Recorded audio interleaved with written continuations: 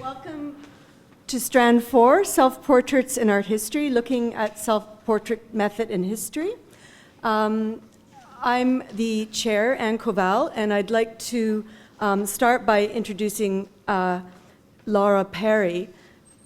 Lara is a principal lecturer and academic program leader in history of art and design at the University of Brighton. She has a long-standing interest in the study of portraiture, of women's art and images of women, which was the subject of her first book, History's Beauties, which was published in 2006 on the history of the National Portrait Gallery in London. She's also co-edited a book about feminist curatorial practices, Politics in a Glass Case, in 2013.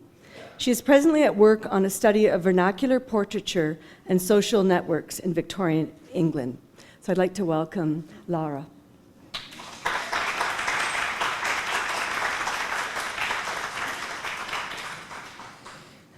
I really want to start by thanking the organizers of the conference for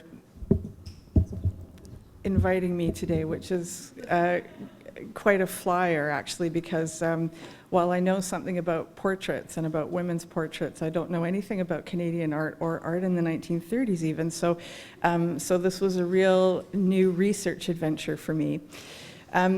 But I'll start by confessing that I chose Nan Cheney as a subject because she was a friend of my great-grandmother's, and I knew that I could access her letters and some other material, and I'm hoping, apparently they went on great trips to San Francisco and Mexico, stuff together, and I'm hoping to learn more about that one day, so this is a kind of start of a different sort of project. Nan Lawson Cheney was born Anna Lawson in Nova Scotia in 1897, and she died in Vancouver in 1985. She's now known better for her association with other artists than she is as an artist in her own right, although she worked as an artist throughout her long life. And this is a picture of her with Lilias Torrance Newton, taken in Vancouver by a street photographer in 1959. She's also known by her letters to other artists, especially to Emily Carr, published in a big volume called Dear Nan. But as far as I know, Cheney never made, or certainly never exhibited, a self-portrait. Artists' self-portraits have a particular status in art history because of the access that they appear to give to the personality of the artist.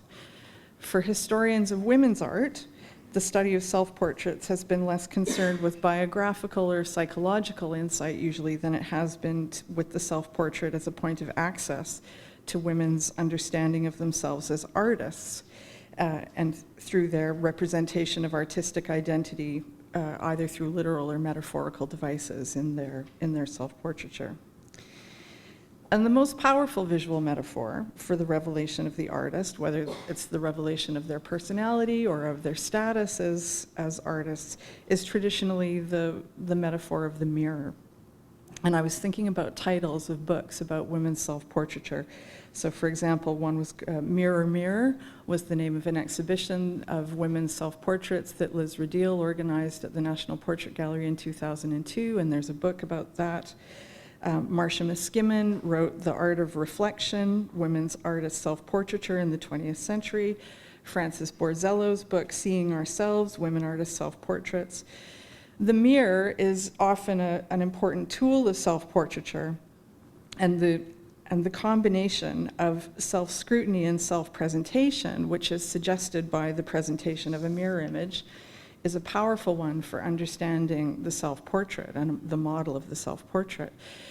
And I think that's all the more so because of the way that psychoanalyst Jacques Lacan privileged the mirror image and the gaze at the mirror in his account of identity formation.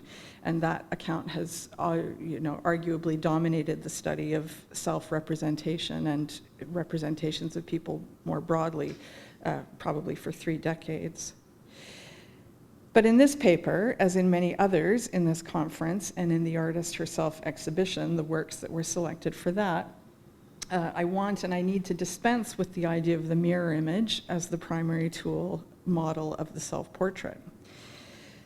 And my move in this direction, to dispense with the mirror, is prompted, firstly, by an absence of a conventional self-portrait in Cheney's oeuvre, as far as I've been able to discover, but also by changing models of selfhood that invite us to see individuation and identity as processes rather than as the result of physiognomical facts or psychoanalytical dynamics.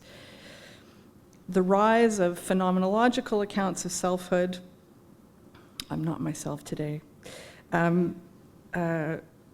most prominently Judith Butler's model of performative gender identity, has disturbed the claim that there is ever an existential self for an image to represent, that that something on the other side of the mirror is just there and it's obvious that it can be reflected.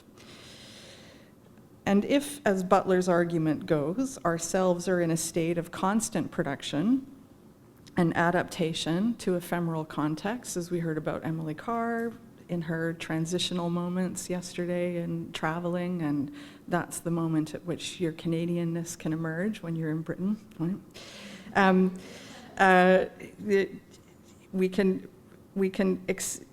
The idea of the traditional mirror image doesn't have to completely command our notion of self-portraiture. We can extend our understanding of self-portraiture to embrace a variety of gestures, actions, and relations through which a subject might be understood to constitute herself. And the particular gesture that I'm interested in today, I've suggested in my title for the paper by citing Marcel Mauss's essay, The Gift. And I didn't mean it as a reference to the notion of an artistic gift as a kind of virtuosity. That's not what I'm interested in. I didn't mean it as an actual gift or an offering. That's not the kind of gift I'm talking about. But in his suggestion of the gift as a sign of a relation of mutual obligation.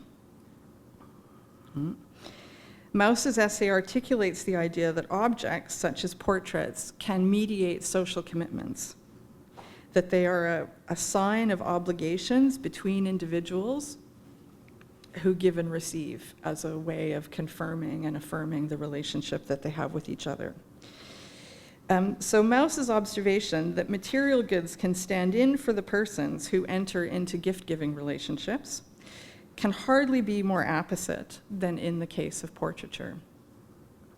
The indexical status of the portrait assigns it a very particularly privileged status as an object which symbolizes an individual and which can be made to affect the presence of an absent person who is sort of invoked by the portrait, or their commitment is invoked by the portrait. And a lot of writing over the last 10 years or so has actually investigated the way that portrait images are used to affirm and facilitate social relationships. And this has been really notable, particularly in respect of photography. And I'm thinking of writers like Gillian Rose and Patrizia Di Bello and Jeffrey Batchen and Martha Langford, all of who have been writing about photograph portraits as ways of facilitating social relationships and social organizations. But it doesn't only have to be photographic portraits, because portrait miniatures, which Marcia Poynton and also Christina Hinault in the back row there has written about as ways of effecting social relationships. So my proposition for today is that the formation and affirmation of mutual obligations is one of the ways by which human beings author themselves. Right? And that after Mauss, that gift giving is one of the means by which we recognize the formation of those bonds. So instead of considering an absent self-portrait image in the sense of a mirror image of Nan Cheney, I'm instead going to single out and consider a group of portraits of 3 other artists, which she executed in 1937 and 1938, as instances by which she sought to represent a particular aspect of herself. And these 3 portraits are her portrait of Emily Carr, which she painted in 1937. There's a lot of photograph studies for this portrait that she took, but she also had a lot of sittings with Emily Carr. Jock MacDonald, which she painted in 1938. And I'm showing, the main image there is a black and white photograph that's reproduced in the Dear Nan book, but I have a very small image of it from a bad image from the BC archives, the color image that I've put in the top left, so you can just kind of see the colors, but I didn't think it would read if I made it bigger on the PowerPoint. And here's W.P. Weston, William Percy Weston from 1938. And it's also in the BC archives, and I also don't have a color reproduction of it, sorry. Through these three portraits of fellow artists, Nan Cheney, I'm suggesting, attempted to encapsulate an image of herself as an artist that relied on not her own identity, but the identities of the sitters that she was painting. And this was a self-image of an artist as a part of a Western Canadian art scene that had national and even international significance. And I'm basing this argument on evidence in other kinds of biographical material which indicates that in the late 1930s, Cheney was engaged in the consolidation of what could be described as a BC branch of the Canadian group of painters. All of these artists were involved in that group, and that these portraits form part of that activity of consolidating that collective of artists, as well as a bid on her part to be seen as that part of that group, in what Anne Whitelaw last night advised me was a pretty constant battle on the part of Western artists to be also recognized in Eastern Canada. So now I'm going to try and answer the question, why self-portray through other artists? Nan Cheney was what you could describe as a vocational artist. Her undergraduate studies in art in the early 1920s were immediately followed by a postgraduate study of a branch of art that had a commercial application, which was medical illustration. This was an area of art which she pursued professionally, both immediately after her graduation and later on in the early 1930s when her husband was out of work. And then again after she was widowed in 1949, and she worked at the University of British Columbia as a medical illustrator for 20 years as in her widowhood. Her better known artworks are landscape paintings, and she records having had particular commercial success with flower paintings of the more scientific sort. That's how she describes them. But in the earlier 1930s, she also took some training in portraiture in Montreal with Lilias Torrance Newton and at the Boston Museum of Fine Art.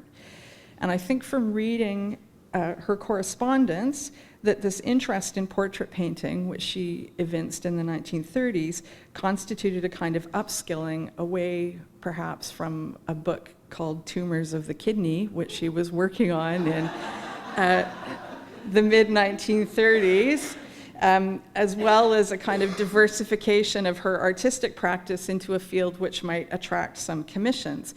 And the fact that she studied with Lilias Newton, who was then, actually making quite a success of herself as a portrait painter, I think is a sign of this aspirational aspect of her taking up the portrait canvas. But in the late 1930s, we find Cheney having just moved permanently from Ottawa, where she lived in the 1920s, and Montreal, where she was in the mid-1930s, to Vancouver with her husband, who was working as a physician at the Vancouver General Hospital. And she arrived having had some experience of Western Canada through visits to family, including a visit to Victoria in 1930, where she renewed her friendship with Carr, that had been established in Ottawa in 1927. But in 1937, Cheney obviously launched herself full force into the work of consolidating Vancouver's burgeoning art scene and establishing a place for herself within it, for example, by giving public lectures. And one of the things in her letters is she's writing to the National Gallery to ask for materials to deliver public lectures that will indicate a more contemporary vision of art for the Vancouver public. And she organized Emily Carr's exhibition at the Vancouver Art Gallery in 1936. She curated it, she hung it and complained about the color of the walls.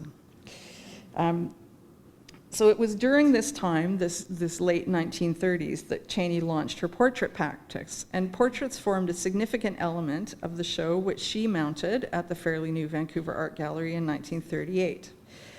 And the reason that I'm singling out these three portraits from the 20 or so portraits that she exhibited during the years from about 1938 to 1942 as being particularly significant and most likely to symbolize a reciprocal obligation that could be recognized as identity affirming. And I kind of used 3 criteria to define this group. First, these 3 portraits are among about the half or so of sitters who were fully named in the titles of the works that she exhibited at this time. About 10 of the portraits in the 1938 art gallery were exhibited with a single name or only a description, so Chinese girl or unemployed. So my first thing that I was looking at was to see that they all were allocated a proper name. The sitter was allocated a proper name, which I argue signals a different status for these portraits, or the people in the portraits, than other kinds of descriptions or titles might. They're more fully subjects, I guess, is a way of describing that. Secondly, all these portraits are now in public collections and never seem to have been in the possession of their sitters or their sitters' families. So they weren't portrait commissions in the usual sense. The Carr portrait was in the collection of the National Gallery within 7 years of it actually having been painted, and that was where it went almost immediately to the National Gallery with an eye to them buying it. So it might have been a kind of public patronage that was being enacted. She did paint other portraits that of people with full names that similarly seem to have been painted on spec as a way of kind of showing her practice to potential clients. These include Mary Capilano, who was a First Nations elder that she painted in 1941. A friend of hers called Gay Taylor, who was a young, beautiful woman, who's, I can show you a photograph of her later, and a couple, Mr. and Mrs. Samanoff, who were Doukhobor couple from around Nelson. All of these are very interesting, but I couldn't sort of address them as a different topic inside this paper, because I thought the fact that all of these being artists was significant. The correspondence between Cheney, Carr, and Brown, Eric Brown, the director then of the National Gallery, is pretty clear on the point that Cheney painted Carr's portrait on the basis that the painting would attract attention to the artist by virtue of interest in the sitter, and that it was a way by which Cheney might get commissions. Carr's letters to Cheney about this often allude to the fact that Carr is sitting for Cheney as a kind of favor to her. She complains about other people asking her to sit for portraits. Oh, I don't really want to do it, but I'll do it for you because of the cause, whatever the cause is. And the correspondence with MacDonald, his letters also talk about wishing her success with the portrait. So it's really clear that the sitters were involved. They knew that this was a kind of puff piece for Nan, and that's why they wanted to sit for her. I haven't found any correspondence with Weston, so I don't know about that. But why artists? Of course, portraits of artists are likely to interest patrons with an interest in the art. They kind of have an automatic interest for the potential clientele. Other artists are also likely to be generous in their reception of experimental or challenging artistic practice. Although I wouldn't say that there's anything about Cheney's portraits that is particularly experimental or daring. If you compare it with Carr's portrait of herself, which she did at the same time, and she and Nan were in, they talked about portraiture and what kinds of things a portrait might be. You can see that Carr's is much more experimental in the palette and in the application of the paint. She's in her gasoline phase, I guess, by now. So Nan's aren't especially daring, and actually, when I started putting them together with Lilias Newton's portraits, you can see that there's a very strong either anticipation or actually a precipitation, or either before, near in time. You can really compare the way that these artists approach portraiture. One of the things that Emily Carr didn't like about Nan's portrait of her was the background, which I guess is quite reminiscent of Harris. 2 minutes. Here's the Jock MacDonald compared with Lilias Newton's Edwin Holgate, and Weston compared with Newton's brother Adelard. So she's giving Weston a sort of clerical pose.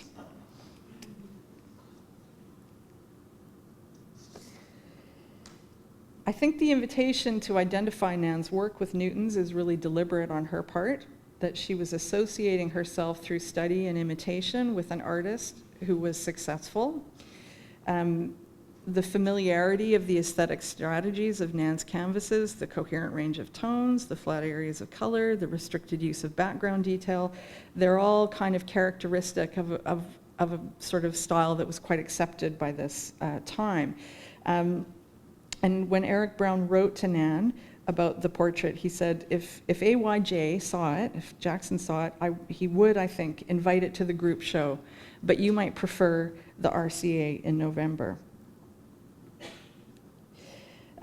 So bearing in mind that Cheney had mainly lived in Ottawa and Montreal and recognized that the East was the most important market for Canadian art, it's hardly surprising that she was concerned to have her work acknowledged and exhibited in central Canada with artists who were working there and who were identified with that world through their own work. And you can also make comparisons with her landscape work, for example, with MacDonald's or Lauren Harris's. So it's aspirational, I think, her identification with these artists. So these works, which were planned and executed for public display, offer evidence to a broader public, and indeed to Nan herself, to the director of the National Gallery, of the other artists, of the kinds of social and professional relationships that her once private letters and photographs also confirm. And one of the things that's great about Nan's fawns at the University of British Columbia is these fantastic photographs that she took or was taken in with many other prominent artists. From the earliest ones are dated around 1930. This is her with Lauren and Bess Harris and George Pepper in 1945, and on must be the West Coast. So she maintained these very important social relationships through correspondence with many of these artists at that time. And I was struck in reading their correspondence that by the extent to which the letters are devoted to news of important developments in the business matters of artistic life and to encouragement to one another in pursuing their careers. And I don't know if that's the 1930s and the Depression, or if that's just, I mean, it was new to me as someone who usually reads 19th century British artists. These artists were involved in the activities of mutual recognition, promotion, and support that sustained their individual careers as artists, particularly through the difficult years of the 1930s, and in Nan's case, the attempt to establish a role for herself in the then rather fractured and insecure context of Vancouver's emerging art world. So to conclude, portraiture served in Nan Cheney's work as a mechanism for making visible the social and professional relationships with other artists, which identified her as an artist who belonged to one of the most visible modern art movements of her time and place. And although we don't think of her now in this way, we might think of these portraits of other artists as a very strategically positioned mirror, deployed at a time of professional and personal insecurity to reflect a more successful and more visionary Nan Cheney.